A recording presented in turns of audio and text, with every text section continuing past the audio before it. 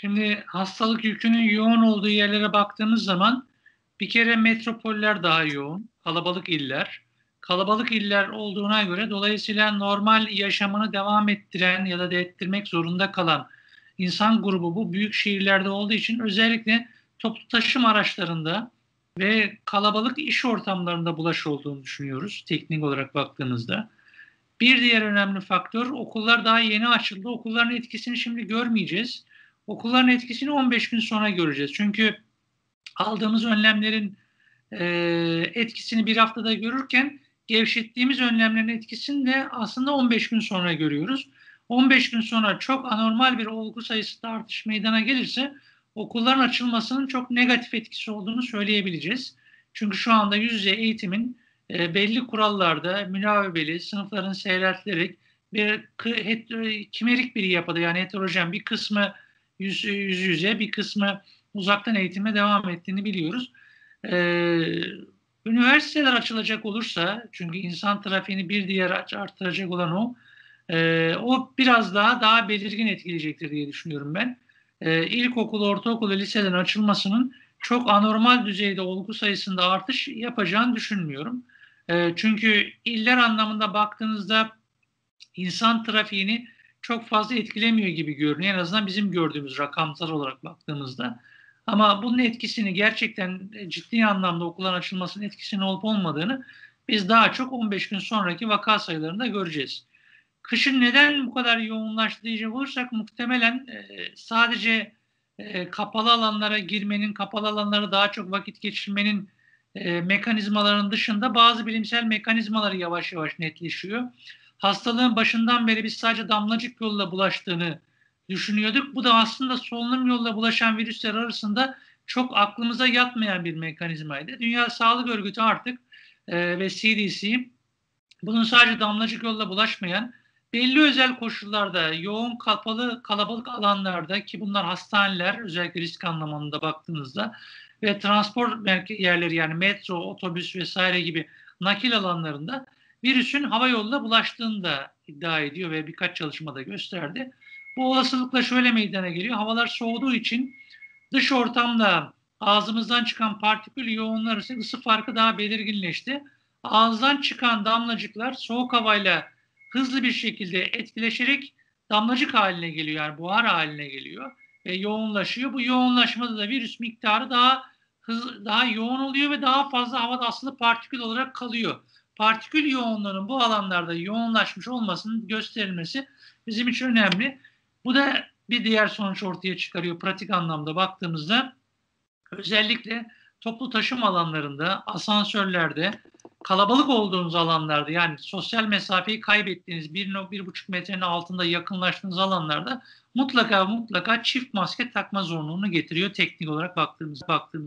Bir kere yoğun olduğu illerde rakamları bilmiyoruz ama hep böyle %85, %50, %70 artışlar üzerinden konuşuyoruz. Yoğun olduğu illerde bir sorun olduğu bir gerçek. Ve dolayısıyla bu yoğun olduğu illere de özel önlemler alınması gerekecek gibi görünüyor. Ama bu özel önlemlerin uygulanması, özel önlemlerin hangilerinin olabileceğine yönelik teknik olarak rakamları ve hasta yoğunluğunun nerelerde olduğunu bilmeden bir strateji belirlemek mümkün değil. Hani teknik olarak hangi iş kollarından daha yoğun pozitif hasta geldiğini, hangi bölgelerde daha hasta yoğunlaşması, kümeleşmesi olduğunu bilebilsek daha net objektif önerilerde bulunabilir ama muhtemelen bunu zaten bilim kurulu değerlendiriyordur bakanlığın diye düşünüyorum. Ben Sağlık Bakanlığı'nın çağrısını şöyle görüyorum aslında teknik olarak baktığımızda alınacak önlemleri ya da kısıtlamalarının ekonomik kayıpları da olacak. Bu ekonomik kayıpları minimumda tutmak için yani vatandaşları ellerinden geldiğince bu önlemleri kendi kendilerine almaya yönelik teşvik etme gibi görünüyor. Çünkü dünyanın genelinde de böyle bir stratejiye hakim gibi görünüyor. Avrupa ama buna dayanamadı. Yakın zamanda biliyorsunuz Fransa, Almanya, İtalya ve İspanya artık sokağa çıkma yasaklarını uygulamaya başladılar. Süreli olanlar var, süresiz olanlar var beraberinde. İnşallah Türkiye o periyoda doğru yoğunlaşmaz. O kadar ciddi anlamda yani günlük 30 bin, 40 bin vaka sayılarını bulmayız. Yok böyle bir kesinlik yok. Ama bilimsel anlamda baktığınızda yeniden test yaptırmak da maliyet etkin değil. Neyi kastediyoruz? Virüs yükünün çok yüksek olduğu dönemde dahi, yani hastalığın başlangıcında virüsü boğazda yakalama ihtimali %60. Hastalık iyileşme dönemleri, recovery dediğimiz periyoda girdikten sonra bunu yakalama ihtimali %10'a düşüyor. Virüs olsa dahi yakalama ihtimali %10'a düşüyor. Bu aradaki neredeyse bakacak olursanız 5 kat farktan dolayı dünyanın hiçbir ülkesi iyileşme periyoduna girmiş ya da virüs yükü negatif mi değil mi diye tekrar boğaz örneği almıyor, çalışmalar hariç. Bu bence basında çok fazla abartılıyor. Yani kontrol örneğin alınması zorunlu gibi düşünülüyor. Böyle bir zorunluluk yok. Ne bilimsel anlamda ne de teknik anlamda bunu uygulayan zaten öyle bir ülke de yok dünya içerisine baktığınızda. Şunu biliyoruz.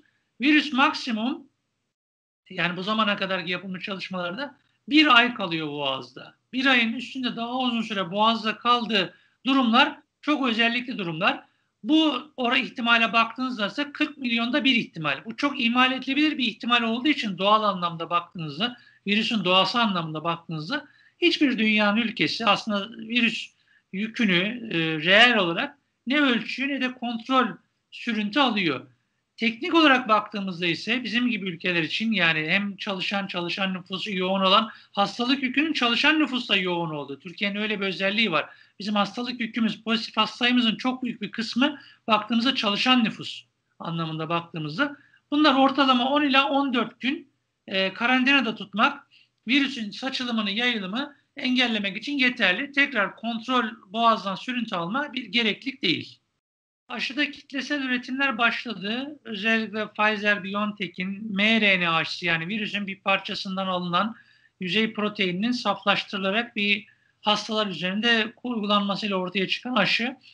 Kitlesel üretimlerde dahi Birleşik Devletler için 300 milyon doz gerekecek tahmini olarak bakıldığı zaman, ki zaten aşının ilk patenti ve ilk geliştirme hakkı da zaten onlarla, Almanya ile Amerika Birleşik Devletleri'nin patenti üstünde devam ediyor. İki ortak firma üstünden devam ediyor.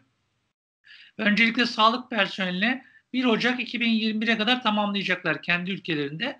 Matematik olarak baktığınızda da bu yaklaşık 3 milyon doz gibi bir doza hesap ediyor. Amerika Birleşik Devletleri'nde özellikle sağlık personeline uygulayarak.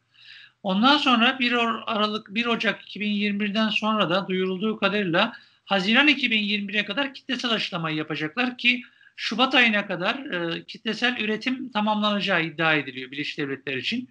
Birleşik Devletler ilk aşıyı kendi ülkesine vatandaşlarına ücretsiz uygulayacak ülke gibi görünüyor.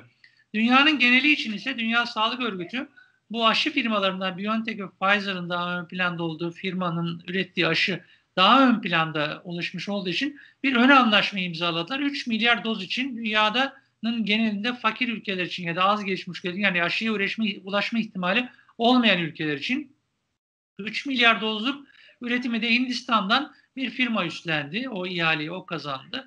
Hindistan toplu halde bu aşı üretimine girecek gibi görünüyor. Diğer aşılar ise yarışta baktığınızda Çin kökenli ve Rusya kökenli aşılar var biliyorsunuz. Rusya'nın iki farklı aşısı var. Bir vektör aşı dediğimiz adenovirüs vektörleri birleştirilerek olan aşı ve bir tanesi de canlı virüs aşısı tamamen. Canlı virüs aşısı bazı ülkelerde uygulanmaya başlandı. Rusya'nınki özellikle Latin Amerika ülkelerinin bazılarında. Onlardaki sonuçlar hala hazırda basılı bir sonuç yok. Çin aşısı Türkiye'de de uygulanıyor biliyorsunuz. CoronaVac ya da Sinovac adı altında da biliniyor. Çin de aynı zamanda bu aşıyı yine Afrika ülkelerinin bazılarına ve Brezilya'ya ithal etti. Çünkü aşı üretimi ve transferi de artık bir hem teknoloji transferi ve aynı zamanda bir yarış haline geldi. Çin aşısı aynı zamanda Suudi Arabistan'da, Körfez ülkelerinin bazılarında da uygulanmaya başladı. Saha çalışması, faz 3 çalışması olarak baktığımızda. Kitlesel aşılama ise sadece şu anda Brezilya'da uygulandı Çin aşısının. Grip aşısına baktığımız zaman ise biliyorsunuz dünyanın genelinde siparişler aslında bir önceki senedeki dozların yaklaşık %10 ile %25 oranındaki artış üzerinde sipariş ediliyor. Türkiye'de gelecek olan sipariş etme hakkı olduğunuz kota denilebilir buna baktığınızda. Daha önceki yıllarda çok düşük olduğu için Türkiye'de 3 aşağı 5 yukarı aynı kotalarda geldi. Burada aslında bakanlık sahada bu işin yönetimi anlamında baktığımızda bir ek doz daha aldı bildiğim kadarıyla. İlk gelen doz 1 milyon 300 bindi. 1,5 milyon civarında bir grip aşısı dozu daha Türkiye'ye gelme durum var. Toplamda 2,5-3 milyon civarında bir grip aşısı dozu girecek ama tabii ki sahadaki en büyük sıkıntı, hepimiz yaşıyoruz onu. Özellikle aile sağlığı merkezinde yaşayan meslektaşlarımız yaşıyor. Grip aşısını kimlere uygulanacağına yönelik o skorlama sistemindeki değişim ve skorlama sisteminden dolayı ortaya çıkan hastayla hekim arasında olan tartışmalar ve sürtüşmeler. Bu bir süre daha devam edecek gibi görünüyor. Çünkü o skor dediğimiz, Charson skor dediğimiz skorlama sistemi dünyada çok yaygın kullanılan bir skorlama sistemi değil ama grip için bir risk indeksi belirlemede aşı uygulama anlamında geçerli midir? Validedir, geçerlidir. Ama çoğu ülkenin uyguladığı bir skorlama sisteminden daha kompleks bir skorlama sistemi.